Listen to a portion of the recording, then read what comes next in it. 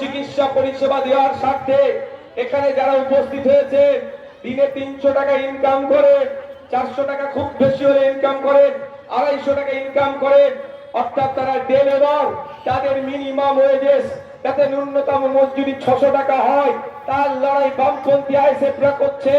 এই minimum wages বাড়ানোর স্বার্থে, শিক্ষা প্রসারের স্বার্থে, ঐক্যবাদ স্থাপনের স্বার্থে আপনাদের মূল্যবান ভোট কুলতলি, জয়নগর, ক্যানিং পূর্ব, ক্যানিং পশ্চিম থেকে শুরু করে এই দক্ষিণ 24 পরগনায় যেখানে যেখানে কাম চিহ্ন আছে, যেখানে কাস্তাদরি তারা চিহ্ন তথা লাল ঝান্ডা আছে, তাদের পক্ষে ব্যাপকভাবে দিন, তাদেরকে বিধানসভায় পাঠান। তাদেরকে বিধানসভায় পাঠালে এই কুলতলির মানুষেরা, এই জয়নগরের মানুষেরা এখানে কাজ পাচ্ছে না, যদিও কাজ পায় কাজের মজুরি পাচ্ছে না। তাই আপনাদের ঘোষণা দিয়ে যাচ্ছি, আনস্কিল লেবার যারা আছেন ন্যূনতম 600 টাকা করে মজুরির ব্যবস্থা সুজন বাবুরা করে দেবে, এখানকার নেতৃত্বরা করে দেবেন, নওশাদ সিদ্দিকীরা করে দেবেন। এখন পান কত মজুরি?